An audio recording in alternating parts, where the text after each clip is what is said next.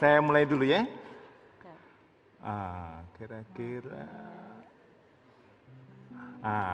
Bagaimana kalau seperti itu? Lanjut.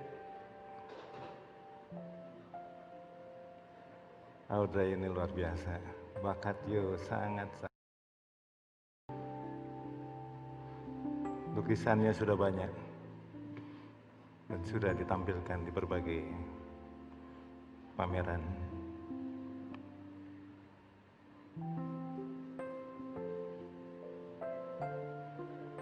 Bahkan sekarang bisa kita lihat di website Creative Disabilitiesgallery.com. Selamat pagi. Selamat pagi. Apa kabar semuanya? Apa kabar yang ada di sini semuanya? Selamat pagi. Wah. Ini Pak Hari lagi ngelukis sama Audrey. And bagus this banget. look amazing, Audrey. Ya. This look amazing. Audrey, boleh tahu kamu lagi ngelukis apa sayang? Gadis. Gadis. Like me? Ya. Ya. Tapi dilihat ya, kalau teman-teman yang ada di sini lihat ya, ini luar biasa loh Pak. Iya, Benar, saya berani taruhan, bapak-bapak, ibu-ibu ada di sini, kalau saya suruh begini pasti tidak bisa Anda Betul. semuanya. Audrey, nanti hasil dari lukisannya nanti diberikan ke Pak Hari ya? Ya. Asik. Alhamdulillah. Thank you. Oke. Thanks before. Anyway, terima kasih semuanya sudah hadir di sini, bapak-bapak, ibu-ibu. Kita masih jaga jarak, jaga kesehatan semuanya. Dan ini adalah sebuah rangkaian ya untuk mencapai Hari Disabilitas Internasional yang jatuh pada tanggal 3 Desember nanti. Dan ini adalah rangkaian acara dari tanggal berapa ini kita? Dari tanggal 30 November sampai besok. Sampai besok. Sampai Berarti besok tuh gongnya ya? Besok gongnya. Besok gongnya. Tapi ngomong-ngomong Kak Dedi, kita sambil ngobrol-ngobrol boleh kita sambil duduk di sana ya? Oke, kalau gitu Audrey akan ngelanjutin. Oke, Mami temenin ya? Baik, terima kasih. Temenin ya? Iya. Oh, Bapak Oke. Hari, mohon dengan Pak Hari duduk silakan di sana. Pak. Saya di sana ya, Dre. Oke. Silakan Pak, sini Pak. Nah, oke. Saya masih kaget dengan lukisan itu loh. Karena itu satu tarikan, lukisan satu tarikan itu susahnya luar biasa. Tapi Pak Hari juga pelukis Pak ya? Ya, senang juga. Senang juga Dari Pak, kecil. ya? Kalau saya tanya langsung bagusan lukisan Anda atau Audrey Pak? Orang Ayo Pak. lain yang akan menilai, bukan saya. Apa Pak? Orang lain yang menilai. Enggak, saya nanya Bapak bagusan mana Pak? Bagusan Audrey. Bagusan Audrey ya Pak ya? Karena genuine. Karena Lukisan dia genuine, Pak, genuine, ya? apa? Unik. Iya benar, karena dia unik benar. Kak Dedi, tau gak sih kalau lukisan Audrey ini juga mungkin nantinya akan dipajang. Jadi Kemensos sekarang udah meresmikan Creative Disabilities Gallery. Di sana itu kita semua bisa melihat karya-karya dari para penyandang disabilitas, benar begitu ya Bapak ya? Itu luar biasa sekali. Kak Dedi udah sempet lihat belum websitenya? Itu dia, saya jujur aja ya, saya baru tahu loh dan saya kaget. Karena ada, nah ini buat yang ada di rumah ya, kalian udah jalan kan sekarang kan? Sudah. Udah jalan kan? Ya, ini berarti teman-teman yang ada di rumah yang penasaran, ada www.creative-disabilities Gallery.com. Disabilitiesgallery.com. Disabilities Disabilitiesgallery.com. Bisa aja nih. Bukan tes ini. Tunggu dulu, coba Bapak baca apa Pak tulisannya Pak? Kreatif apa Pak? Kreatif Disabilitiesgallery.com. Nah, ini yang ngetiknya salah siapa, Pak? kurang. Yang salah Bukan siapa? Mas Dedi. Bukan saya. Kurang A. Saya bacanya bener nggak nih? Daripada salah kan, Mungkin kadang-kadang website kan ngingetin. bikinnya suka beda-beda Pak. Jadi www.creativedisabilities.com. Yes. Dari dulu tuh saya tuh sering sekali ketemu dengan teman-teman ini Pak. Dengan teman-teman ini, dan saya mengatakan bahwa mereka itu punya kemampuan yang berbeda dibandingkan kita. Betul. Oh ya, yang menarik gini, saya pernah ketemu ada orang bisa melukis karena tidak mereka ada yang nggak punya tangan Pak ya. Mereka bisa melukis, bisa nulis luar biasa bagusnya pakai kaki. Betul. Nah, terus saya akhirnya berpikir ya, ini saya pengen ngajak teman-teman juga berpikir yang di sini. Artinya kita tuh diciptakan Tuhan Pak. Kita diciptakan Tuhan itu punya kemampuan yang luar biasa yang kita nggak pakai. Ya.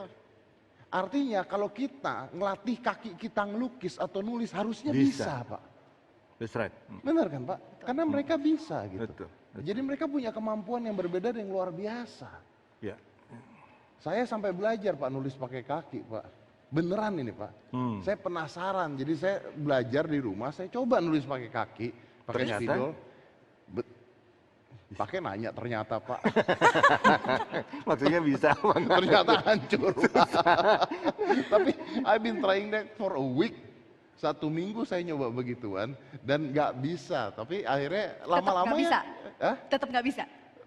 Berantakan. Tapi ada Lumayan lah ya. nggak lumayan juga sih, tetap berantakan. tapi artinya bahwa kita tuh sebenarnya bisa gitu loh. Iya. Jadi buat yang lagi nonton ini di rumah, kebetulan cobalah Anda mulai besok nulis pakai kaki, Anda coba. Karena mungkin Pak, karena bisa Pak ya. Iya. Oke. Jadi tadi kan kita udah lihat bareng-bareng kalau Bapak udah melukis bareng dengan Audrey. Nah, seperti ini pendampingan seperti ini memang perlu ya. Tujuannya seperti apa sih, Pak? Ya, jadi seperti yang tadi Mas Dedi sampaikan, kan sebetulnya setiap orang tuh diberikan anugerah oleh Tuhan atas kemampuan yang dimiliki. Yes. Nah, semua orang yang ada dalam lingkungannya untuk teman-teman disabilitas, bahkan sejak usia dini, itu kita harus sensitif terhadap kemampuan yang dimiliki. Jadi seperti De Audrey ini, ya ibunya melihat bahwa ini ada anak potensi untuk menyalurkan ya, talentanya di bidang seni lukis. Nah karena itulah orang tua seperti ibunya Audrey mendorong, memotivasi, memfasilitasi semua keinginan anak tersebut dan jadilah sekarang seorang Audrey yang dengan penuh kepercayaan diri, punya kreativitas, bahkan sudah mulai menunjukkan kemandirian. Karena di website creativedisabilitygallery.com itu Audrey itu termasuk yang ikut serta, bahkan sejak awal. Nah ini kan satu hal yang membanggakan dan yang menarik di Creative Disability Gallery-nya itu karya-karya lukisan Audrey itu sudah connect dengan e-commerce. Ya, itu toko mie ya, kalau nggak salah ininya. Nah itu teman-teman bisa melihat, semua audiens bisa melihat. Jadi dijual? Bagi Kementerian Sosial sebetulnya sudah menempatkan bagaimana melakukan habilitasi untuk teman-teman disabilitas yang sejak kecil, itu didorong dengan apa yang disebut art terapi. Apa? Art terapi. Art terapi. Jadi selama ini kan kita bicara kalau terapi itu terapi psikososial. Padahal di balik itu kita ada art terapi. Bisa juga lewat sport terapi. Bisa juga spiritual terapi. Ya, selain daripada yang psikososial.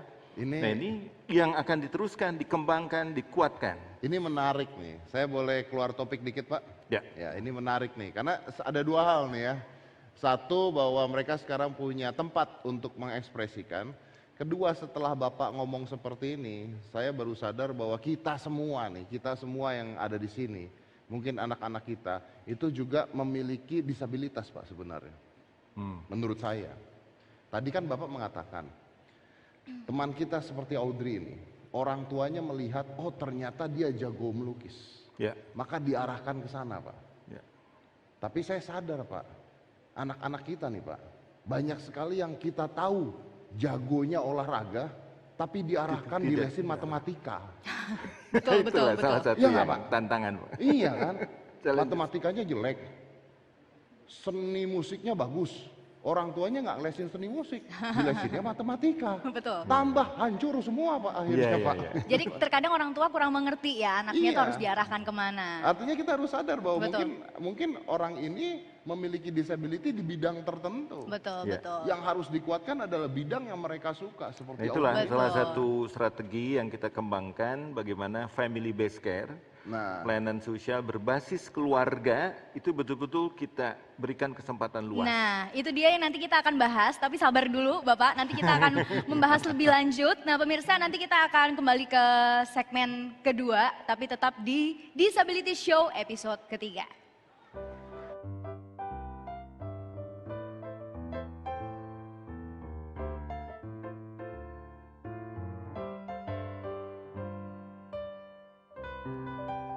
Ingin lihat karya-karya teman-teman disabilitas? Kita kunjungi website Creative Disabilitas Gallery, di mana karya-karya dan produk-produk yang dibuat oleh teman-teman kita, penyandang disabilitas, yang berkelas dan juga berkualitas.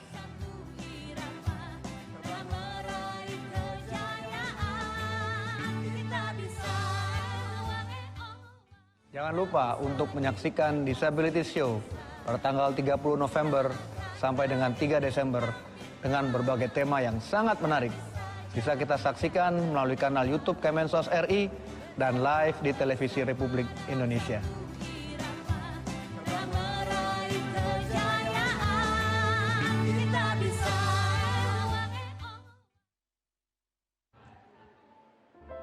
Oke, baik, kita balik lagi ke acara Disability Show. Nah, ini kita mau bicara sekarang tentang kesejahteraan sosial, Pak. Nah, ini kalau saya baca di sini, kesejahteraan sosial itu buat teman-teman ini ada hak rehabilitasi sosial, jaminan sosial, pemberdayaan sosial dan perlindungan sosial. Pemberdayaan sosialnya mungkin salah satunya seperti ini, seperti website yang udah dilakukan, saya paham, saya ngerti, Pak. Rehabilitasi sosial seperti apa, Pak? Ya, jadi sebetulnya lebih tepat lagi kalau ke depan kita membangun satu sistem habilitasi sosial dan rehabilitasi sosial. Karena habilitasi sosial itu memang ditujukan pada teman-teman disabilitas yang sejak lahir. Ini kan perlu bagaimana aktivitas sehari-hari ya mereka bisa lebih mandiri. Ya, sejak dini. Kalau rehabilitasi itu refungsionalisasi. Misalkan karena satu musibah, kecelakaan dan sebagainya membuat disabilitas fisik, nah ini perlu direhabilitasi. Oh, oke, saya ngerti. Jadi nah ini perlu dikembangkan. Ya, sudah tentu ini kebijakannya memang akan diatur melalui peraturan pemerintah yang sekarang sudah di Sekretariat Negara, sedang finishing, dikoordinasikan sebelum tanda tangani oleh Presiden atas amanah dari Undang-Undang Nomor 8 Tahun 2016 tentang penyandang disabilitas. Memang di undang-undang itu sudah ada perubahan paradigma dari orientasi yang sifatnya karitatif, belas kasihan, melihat disabilitas dengan segala keterbatasan kemudian dikasihani, kita harus berubah mindset kita semua, berubah paradigma dengan lebih mengedepankan human right base, berbasis hak-hak disabilitas. Bukan seperti yang tadi. Ya? Bukan dikasihani. Karena kembali lagi, mereka bisa berkarya kok. Bisa berkarya, punya potensi, punya kemauan, punya daya juang. Tinggal bagaimana kita berada dalam satu masyarakat yang inklusif. Mereka bagian dari kita, mari kita dukung bersama. Dan Bapak ini kan Dirjen Resos. Ya, sekarang namanya Dirjen Resos. Resos itu rehabilitasi sosial. Mungkin ke depan nanti kita akan sesuaikan. Bisa Dirjen Rehabilitasi dan Rehabilitasi Sosial. Nanti saya ajukan ke Pak Menteri. Wow. Nah, Kak Dedi, berkaitan dengan kebijakan-kebijakan nih Pak, kita kan tahu bahwa tugas seorang Dirjen Resos Kemensos Republik Indonesia itu kan menyelenggarakan perumusan dan pelaksanaan kebijakan-kebijakan apapun yang berhubungan dengan rehabilitasi sosial. Nah, apa sih harapan Bapak yang kemudian dituangkan ke dalam sebuah program-program ini yang kemudian dianggap itu pro dengan kesejahteraan dan pemenuhan hak, perjuangan hak dari para penyandang disabilitas. Program-programnya itu realnya seperti apa, Pak? Ya, pertama mengenai hak itu sudah tentukan hak penyandang disabilitas sesuai dengan Undang-Undang Nomor 8 itu dari mulai hak identitas, hak pendidikan, hak kesehatan, hak kesejahteraan, termasuk hak habilitasi dan rehabilitasi dan berbagai hak lain yang sebetulnya ini bagian dari kewajiban negara untuk bisa memenuhi hak-hak tersebut. Dan ini harus merupakan tanggung jawab bersama, bukan hanya Kementerian Sosial. Kementerian Sosial betul dimandatkan di Undang-Undang 8 sebagai lembaga pemerintah yang mengkoordinasikan. Tetapi kementerian lembaga lain itu punya kewajiban untuk pemenuhan hak-hak tadi. Itu. Jadi saya tidak bisa sendiri. Saya potong, Bro. Ya. Kan ini penasaran nih Pak, Kebetulan pertanyaannya nggak ada di sini, nggak apa-apa ya Pak ya? Nggak apa-apa. Kalau saya keluar negeri tuh, terakhir kemana ya? Yang dekat-dekat aja lah, Singapura Pak, sebelum di lockdown. Saya tuh dulu Pak, dulu tuh bingung gitu, ketika jalan-jalan nih pasti teman-teman di sini tahu lah ya kalau di Orchard ya, itu jalan-jalan di samping itu ada yang ada gigi-giginya, kayak Lego. Nah ya, ada gigi. Saya tuh dulu nggak tahu itu tujuannya apa. Ini jalan kenapa geruduk-geruduk gitu ya. Setelah saya tanya-tanya, ternyata di sana itu jalan geruduk-geruduk itu ditujukan untuk orang-orang tunanetra, Pak. Jadi akhirnya mereka tahu, oh ini lewat jalan mana dengan tanda di tanah. Sama seperti bisnya, sama seperti WC-nya, sama seperti apa. Nah itu tugas Bapak bukan, Pak? Ya, itu kan terkait dengan hak untuk aksesibilitas. Betul. Terhadap infrastruktur pelayanan publik. Betul. Nah, sudah tentu ini Mensos merupakan bukan, Pak? salah satu kewenangan dari PUPera, Kementerian Pekerjaan Umum dan Perumahan Rakyat. Berarti bukan di Mensos? Ya, ini kan saya sampaikan, ini lintas sektor, kewajiban untuk memenuhi hak-hak disabilitas. Salah satu untuk aksesibilitas itu merupakan salah satu tugas dan kewenangan dari PUPera. Sudah tentu juga harus didukung oleh Pemda dan diikuti peraturan-peraturan yang ada mengenai aksesibilitas itu oleh kementerian lembaga, oleh dunia usaha, sampai ke kantor-kantor pemerintah daerah. Contoh seperti di Kementerian Sosial. Kita ya, bolehlah kita ngingetin kementerian lain untuk menyediakan sarana aksesibilitas. Tetapi kan kita harus berkaca pada diri kita sendiri juga. Mulai dari kita.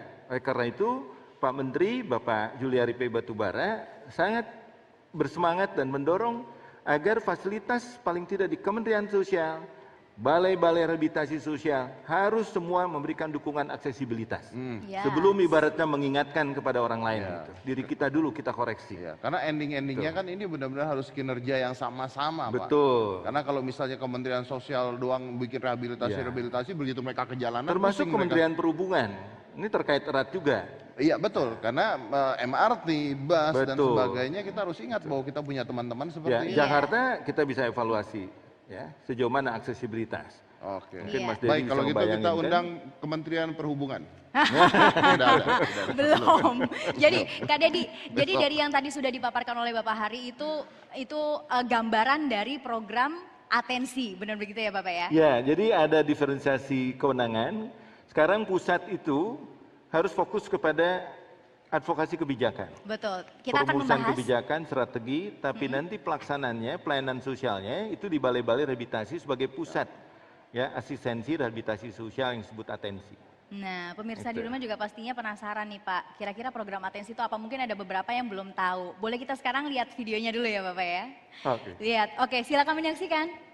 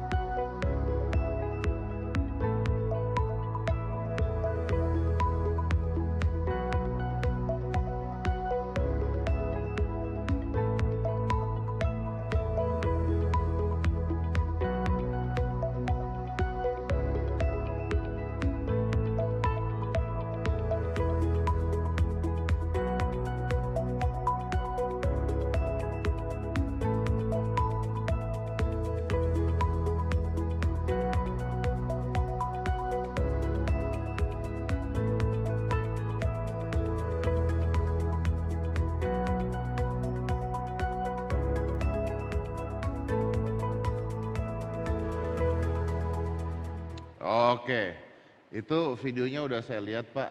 Tapi jadi penasarannya adalah ini sudah dijalankan belum Pak? Ya, kita sudah mulai. Jadi 2020 ini justru dengan adanya pandemi COVID, jadi ada ini juga ada hikmahnya untuk mempercepat satu transformasi dari yang orientasi selama ini karitatif, bantuan sosial, ya. Sebetulnya itu sudah ada tugasnya di Dirjen yang lain, di program perlindungan dan jaminan sosial, di program pemberdayaan fakir miskin.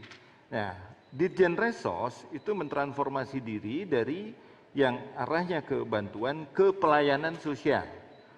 Ya, jadi kalau di Kementerian Kesehatan, Dirjen Resos ini kayak Dirjen Medik gitu. Dia tugasnya membangun sistem pelayanan kesehatan. Nah, Resos itu membangun sistem pelayanan sosial. Nah, karena itulah kita harus pastikan pusat-pusat layanan itu cukup tersedia dan aksesibel untuk disabilitas. ada 41 UPT balai yang sebetulnya bisa dioptimalkan fungsinya.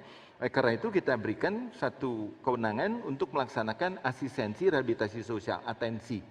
Nah itu sebetulnya satu pola yang juga merubah paradigma yang selama ini kalau merespon kasus-kasus misalkan ada kekerasan pada disabilitas, ada penelantaran, bahkan ada eksploitasi, ada diskriminasi, itu selalu berpikirnya bagaimana mereka dibawa ke panti. Nah kita lihat dulu, kita asesmen dulu, kalau di kedokteran kan diagnosa dulu oleh pekerja sosial. Kemudian dilakukan satu telaahan, oh ternyata itu kekerasan yang terjadi di keluarga dan masih mungkin diselesaikan di keluarga. Artinya kan tidak perlu dibawa ke panti. Cukup kita lakukan home visit, berikan family support, berikan parenting skill, berikan mediasi kalau terjadi konflik misalkan, atau ada pelantaran dan sebagainya. Nah kalau mereka misalkan juga tidak punya kemampuan, baru kita mungkin dibawa ke balai, ke panti. Tapi balai ini kan 41, balai untuk disabilitas hanya 19. Itu memang menyebar dan membagi wilayah kerja. Nah karena itu dengan kapasitas maksimum yang dimiliki sesuai dengan sumber daya yang ada di APBN, nggak mungkin dikerjakan sendiri. Karena itulah kami menggalang kemitraan dengan lembaga-lembaga kesejahteraan sosial yang peduli pada penyandang disabilitas. Mereka punya program-program yang luar biasa sebetulnya. Dan punya inovasi-inovasi baru yang sering saya lihat, yang sebetulnya kalau dimitrakan dengan Kementerian Sosial, ini akan menjadi kekuatan bersama yang luar biasa untuk bisa menjangkau saudara kita yang disabilitas yang butuh pelayanan sosial. Oke, ini luar biasa nih Pak. Ini luar biasa karena sekarang kita punya ini semua bagus buat mereka, tapi ini arahnya satu Pak. Sekarang kalau saya tanya dari arah sebaliknya, teman-teman yang disabilitas ini kadang-kadang mereka nggak bisa ngadu Pak. Iya. Nggak bisa ngadu. Artinya harus ada tim yang untuk melacak keberadaan mereka semua dong Pak. Setuju. Karena mereka mengalami kekerasan, kadang-kadang mereka mau ngadu juga bingung ngadunya gimana. Betul. Nah gimana kita bisa melacak keberadaan mereka semua, ini pekerjanya siapa harusnya Pak? Ya, sebetulnya kan kita berharap suatu saat ke depan itu kita punya data nasional penyandang disabilitas. Ada datanya ya? Data nasional. Data nasional. Nah, sekarang ini baru tersedia data terpadu kesejahteraan sosial. Itu sekitar 1,3 juta yang sudah terinventarisir di DTKS. Nah, persoalannya bagaimana kita mengupdate data, bagaimana memastikan mereka teridentifikasi. Nah, itu yang sulit kan. Bahkan juga ke depan diberikan kartu penyandang disabilitas sesuai amanat di undang-undang. Nah, ini semua membutuhkan effort, upaya yang luar biasa, dan kami percaya hal seperti ini tidak bisa Kementerian Sosial sendiri bekerja. BPS sendiri juga punya keterjangkauan yang juga terbatas untuk mengidentifikasi di mana berada, siapa disabilitas, bagaimana kondisinya. Nah ini kan membutuhkan satu proses bersama masyarakat.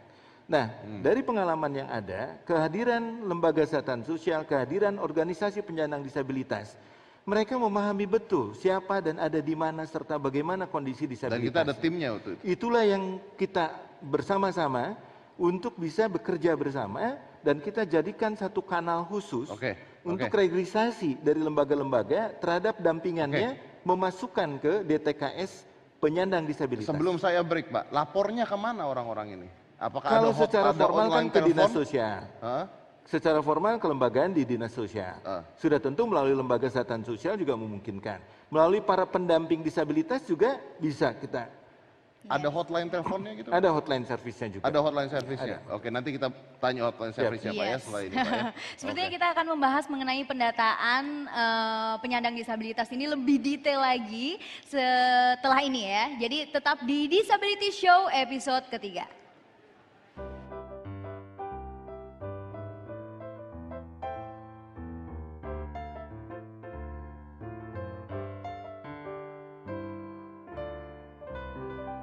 Kan ngasih anak-anak ini kan dia tahu, oh ini nih kuat, ini enggak gitu.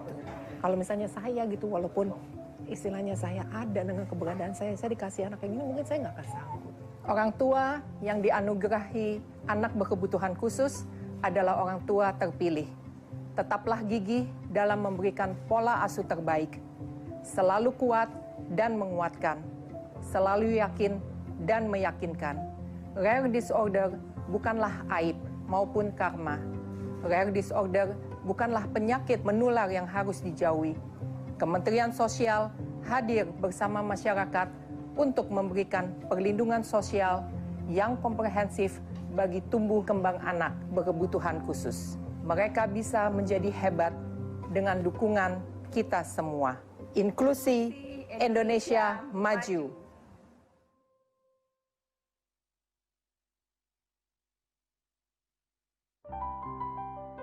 9,6%. Jiwa itu banyak loh Pak. Oh, sudah mulai Pak ternyata. Kita lagi enak ngobrol nih, lagi nanya-nanya jumlahnya berapa. Karena ini penting ya. Iya, karena, betul. Informasi dasar itu. Informasi dasar sebenarnya. Basic informasi. tapi jujur Pak, mengerjakan ini semua pusing kepala nggak Pak? Kalau saya sih bersemangat sekali. Bersemangat sekali. Dapat amanah di Dirjen Resos, karena sebelumnya juga saya pernah di Direktur Anak.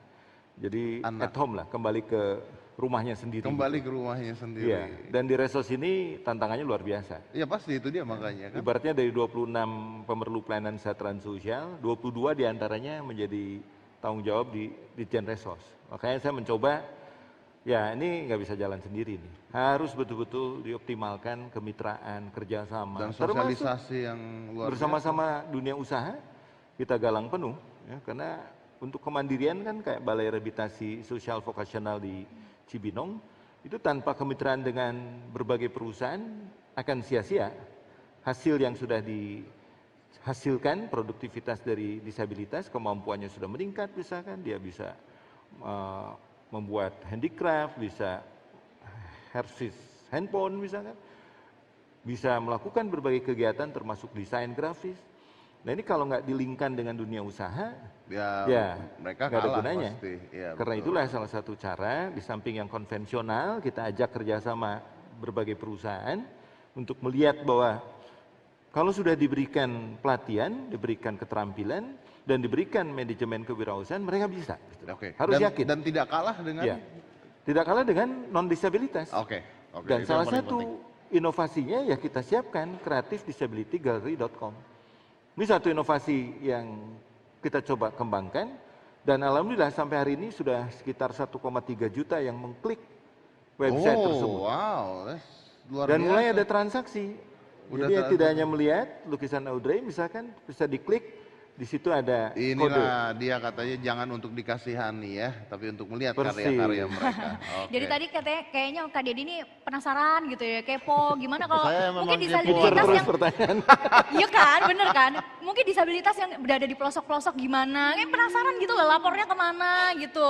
Nah makanya aku sekarang mau invite seorang bintang tamu juga, Kak Dedi yang gak kalah luar biasa.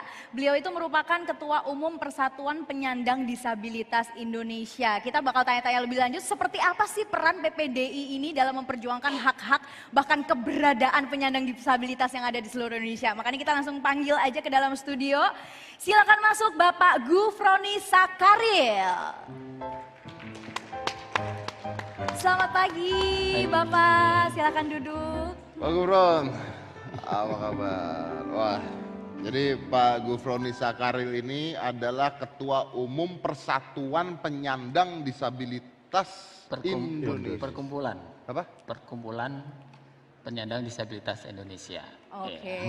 Ketua Umum Persatuan Perkumpulan. Perkumpulan. Ya, dulu persatuan, sekarang perkumpulan. Persatuan, Pak. Nah, Mas Dedi diprotes nggak lagi salah. loh. Jadi nggak salah.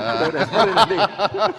Harus diakui. Ya, harus diakui. Saya dari tadi salah mau diketik. ini persatuan, Pak. Betul. Oke. Jadi PPDI ya? Betul. PPDI. Oke. Nah, oke. Nah, langsung nih Pak ya. Ya, Apa tujuannya Pak? PPDI. Iya. Jadi PPDI ini adalah organisasi disabilitas, organisasi payung yang anggotanya adalah organisasi disabilitas nasional. Jadi kami itu punya 34 perwakilan di provinsi. Nah, peran utamanya ini adalah advokasi terhadap penghormatan, pemenuhan, dan perlindungan hak-hak penyandang disabilitas. Jadi kami membantu pemerintah juga ya di dalam mengadvokasi hak-hak penyandang disabilitas. Jadi ada teman-teman disabilitas itu kadang-kadang dia tidak sadar bahwa kalau dia itu punya hak, ya, misalnya pendidikan. Ya, teman-teman misalnya di daerah atau mungkin di daerah terpencil, mereka tidak disekolahkan oleh orang tuanya. Padahal dia kan punya hak untuk belajar, untuk bisa pinter dan lain sebagainya. Dan kalau dia nanti pinter dan akhirnya dia bisa mandiri, itu kan keluarganya juga seneng seperti itu. Ya. Demikian juga hak yang lain, misalnya hak transportasi umum, ya, termasuk hak rehabilitasi, hak politik bahkan juga dia punya. Tapi tidak semua teman-teman disabilitas itu sadar akan haknya. Nah, kami mengadvokasi mereka. Ya, seperti itu. Nah, jadi kalau saya katakan Anda mengawasi teman-teman disabilitas dan mengawasi pemerintah juga dong. Bukan hanya teman-teman disabilitas dan pemerintah, tapi juga masyarakat. Masyarakat. Jadi semua kita ajak untuk tadi dalam rangka to respect, to protect, and to fulfill right people with disability. Oke, artinya masih banyak teman-teman penyandang disabilitas yang saat ini kesejahteraannya atau secara sosial itu tidak mendapatkan. Masih banyak, ya masih banyak, Mas. Jadi makanya perlu pendataan, ya. Pendataan ini menjadi penting. Jadi kita belum pernah, saya belum dapatlah data yang akurat gitu ya, yang valid. Sebenarnya sih seberapa banyak penyandang disabilitas dengan ragam disabilitas dan kebutuhannya seperti apa saja dan lain sebagainya seperti itu. Karena data ini menjadi sangat penting ya di dalam merumuskan kebijakan untuk pemerintah ya. Juga mungkin lembaga-lembaga lain juga. Mereka kan membantu membuat program dan lain sebagainya based on data. Kalau nggak ada datanya, apa yang mau bisa dibantu? Yes. Gitu. Jadi berhubungan dengan pendataan ini, kita boleh saksikan dulu video dari Dirjen Dukcapil. Selamat menyaksikan. Assalamualaikum warahmatullahi wabarakatuh. Kalau kita melihat proses berdirinya sebuah negara, selalu ada proses yang terkait dengan aktivitas penduduknya. Kita tahu ada 4 unsur berdirinya negara, adanya pemerintah yang berdaulat, adanya wilayah, adanya pengakuan dari negara lain, dan adanya penduduk. Nah, aktivitas penduduk ini tentu saja akan mempengaruhi semua tata kelola pemerintahan yang sedang dijalani.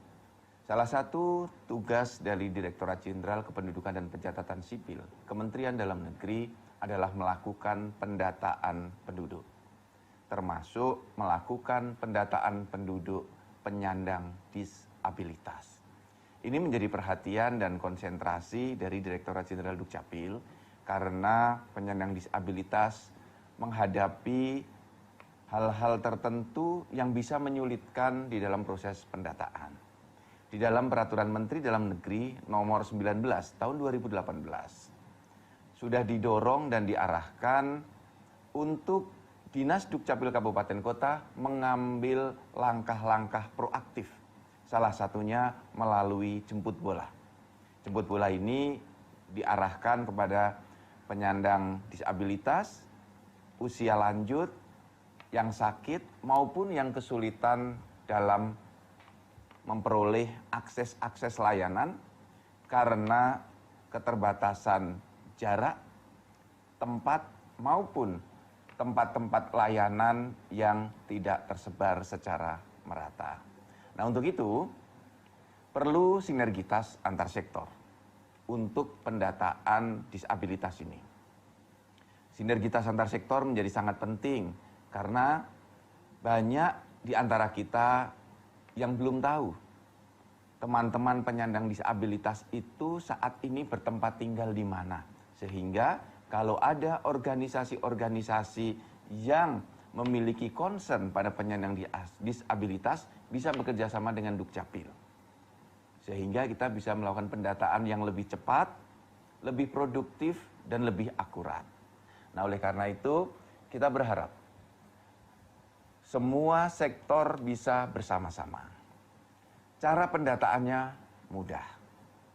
Pertama, beritahu kepada Dinas Dukcapil kalau teman-teman penyandang disabilitas memerlukan dokumen kependudukan, mulai dari akta kelahiran, akta perkawinan bagi yang non-muslim, KTPL maupun kartu keluarga, dan dokumen kependudukan yang lain. Ada 24 jenis dokumen kependudukan yang diterbitkan oleh Dinas Dukcapil. Prinsipnya kita bisa melakukan layanan jemput bola. Nah, rekan-rekan penggiat atau organisasi penyandang disabilitas, mari kita bekerja sama agar kita bisa memberikan pelayanan yang terbaik untuk saudara-saudara kita penyandang disabilitas. Oke, baik, terima kasih. Itu intinya adalah semuanya harus sinergi kan, seperti itu kan Pak. Karena dari Kemensos nggak bisa bekerja sendirian, dari teman-teman kita nggak bisa bekerja sendirian, semuanya harus sinergi gitu. Nah, tapi apakah pada kenyataannya sampai detik ini, mungkin saya tanya dengan Pak Gufron, apakah pada kenyataannya sampai detik ini sudah benar-benar gimana ngomongnya, sudah benar-benar sesuai dengan harapan teman-teman disabilitas? Kalau bisa dibilang sih belum ya, belum sepenuhnya ya. Memang sudah ada progres di sana ya, sudah ada tadi, apalagi kalau kita dengar Dirjen Dukcapil sudah menyiapkan dan bahkan ingin kerjasama dengan organisasi penyandang disabilitas, kami siap tentu saja. Jadi sampai hari ini pun juga kami belum bisa mendapatkan tadi yang data-data tadi. Makanya pentingnya data tadi untuk kita kerjakan bersama, sinergi antara Kementerian Sosial, Dukcapil, mungkin BPS ya. Itu mesti harus teman-teman organisasi. Data-datanya sampai detik ini belum terkumpul semua. Belum. Dan yang ada kan Susetnas itu adalah survei.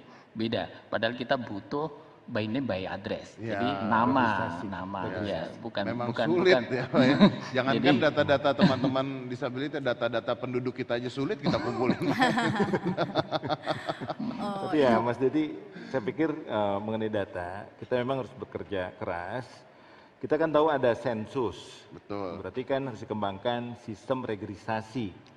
Apakah self registration, meregistrasi diri para penyandang disabilitas, atau diregistrasi oleh saudaranya atau organisasi pendampingannya dan sebagainya. Tapi ada survei. Nah, survei ini kan arahnya untuk melihat prevalensi. Kayak sekarang survei dari BPS diperkirakan ada 9,6 juta disabilitas, sekitar 26 juta jiwa. Itu survei, estimasi populasi. Tapi yang sekarang tuntutan kita terkait dengan program-program pemenuhan hak-hak disabilitas, itu perlu data nasional penyandang disabilitas by name, by address, dan by NIK. Nah, karena itu salah satu mandatnya yang harus dilakukan oleh Kementerian Sosial membuat atau mengkoordinasikan kartu penyandang disabilitas KPD. Nah, sudah sempat dicetak sekitar 40.000 sebelumnya, tetapi masih ya tanda petik konvensional. Kami koordinasi dengan Dirjen Dukcapil, koordinasi dengan BPS dan sebagainya, akhirnya tumbuh kesepakatan kita integrasikan data by name by address by NIK itu dengan Dukcapil, dan kita siapkan sistem online bersama-sama dengan Pusdatin Kementerian Sosial, sehingga nanti setiap penyandang disabilitas bisa meregistrasi diri langsung, seperti mengusulkan membuat e-KTP. Dan tidak hanya e-KTP, kita perlu juga data e-kartu keluarga, jadi lengkap. Nah, perbedaannya dengan KTP yang ada, di dalam KTP itu ada kode ragam disabilitas. Berarti seperti SIM yang dipakai oleh teman-teman sekarang. Betul. Ya? Nah, ini contohnya nih Pak. Oke. Boleh saya lihat Pak? Ini e-KTP yang nanti akan kita teruskan di 2021.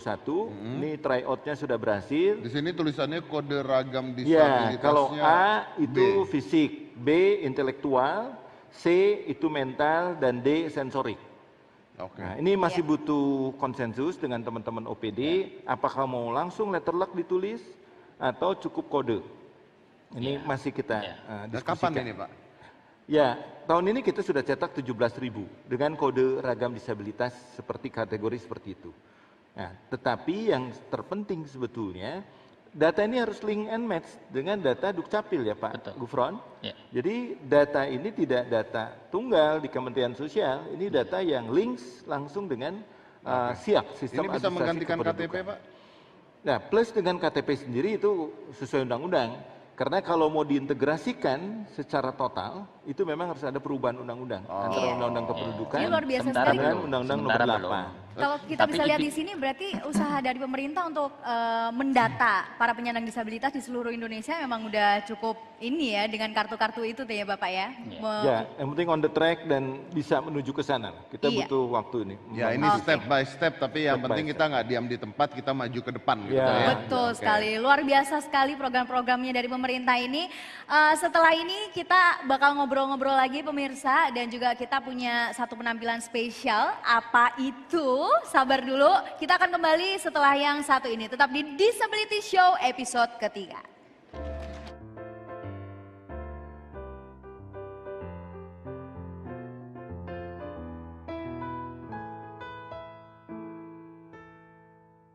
Penyandang disabilitas adalah bagian dari warga negara yang memiliki hak dan kedudukan sama dengan orang lain. Penyandang disabilitas dapat berperan aktif dan berpartisipasi dalam pembangunan dengan dukungan aksesibilitas yang sesuai dengan kebutuhannya. Terutama pada situasi pandemi COVID-19 ini, karena mereka adalah kelompok yang sangat terdampak. Kementerian Sosial hadir untuk memastikan terlaksananya penghormatan, perlindungan, dan pemenuhan hak penyandang disabilitas dalam berbagai aspek kehidupan yang lebih aksesibel, lebih inklusif, dan berkelanjutan. Saya Juliari P. Batubara, Menteri Sosial Republik Indonesia, mengucapkan Selamat Hari Disabilitas Internasional 2020. Mari kita wujudkan Indonesia inklusi. Kehidupan penyandang disabilitas berkualitas untuk Indonesia maju.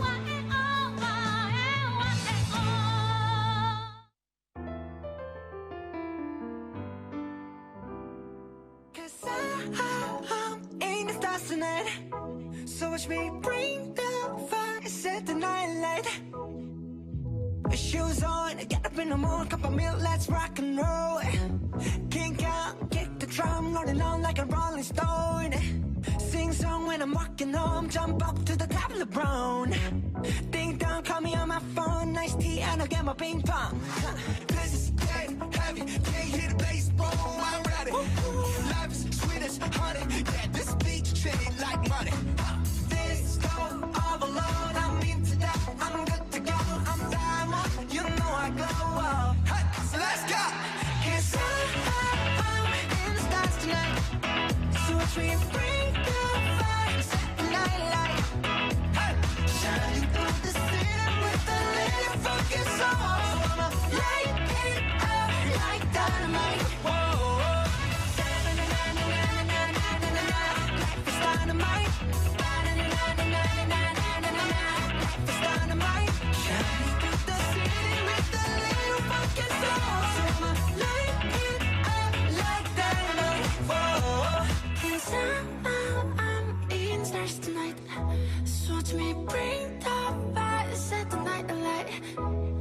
Shining through the city with a little fucking soul. So I'ma light it up like dynamite. This is stars tonight. So watch me bring the fire, set the night alight. Shining through the city with a little fucking soul. So I'ma light it up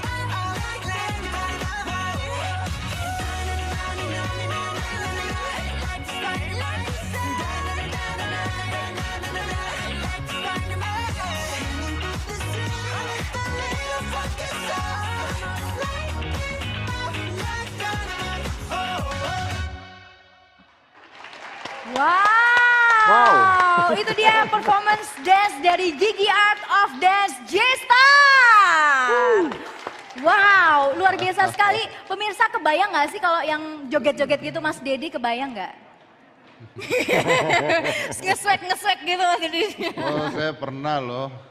Boleh Pak, saya ngedance Pak. Boleh. Boleh Pak. Please. Tapi bayaran nambah Pak. Oke. Yang minta ke Bu Eva. tapi memang dibutuhkan hal-hal seperti ini untuk mengembangkan bakat-bakat itu talenta lagi kan? Iya, Orang nggak iya. ngira kan? Ternyata mereka bisa melakukan sesuatu yang saya yakin very good. mereka ngedance lebih bagus dibandingkan Bapak. Iya, saya kaku kalau nari gitu. Paling nggak bisa saya nari. Betul. Oh, tapi ini gimana nih, udah mau selesai atau gimana? Coba luar biasa. Wow, Have you finished this? amazing. Not yet. Oke, Oke. dilanjutin sedikit lagi ya sayang ya. Nanti lukisannya akan dikasih ke Bapak Hari ya, bener ya? Yang ini. Iya. Tinggal outline-nya. Oke. Oh. Tapi katanya kamu ngomong-ngomong udah nyiapin cenderamata ya buat Pak Hari ya? Iya. Bener ya? Boleh dong sayang kita ke depan dulu yuk. Kita ke depan kasih cendeраmatanya ke Pak Hari. Pak Hari juga katanya ada hadiah buat kamu sayang. Pak Hari juga pelukis. Iya. Iya, lukisannya banyak dipajang di kantor-kantornya. Betul. Yuk kita ke depan dulu aja yuk. Oke. Iya, satu. Ini satu pasti touch up lagi lagi full. ya. Moodnya Kalau udah lagi konsentrasi penuh ini. memang. Kalau udah konsentrasi Fokus gitu. Konsentrasi fokus. Iya. Oh, Kalau worksheet matematika 5 menit kabur. Kalau matematika 5 menit kabur. Sama, saya juga begitu. Tapi kalau ngambat 3 jam juga Iya, diem sama. terus ya. Saya juga begitu. let's go, Boleh? come with us, Ya? baby. Oke. Yeay. Ayo, Nih, tangannya Bapak Hari fokus. boleh Iya, bersedia kita maju ke tengah lagi. Sebentar. Ini dia katanya Pak Hari kan pelukis luar biasa. Mau kasih plakat ya untuk Audrey. Audrey-nya juga pelukis Ada yang sih. luar biasa mau kasih cenderamata juga untuk Bapak Hari. Nah, Audrey ini mau ngasih sesuatu buat Pak Hari. Yeah, you want to give something for him?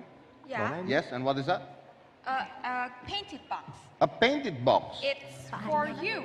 Wow, Here, you're welcome. thank you so much.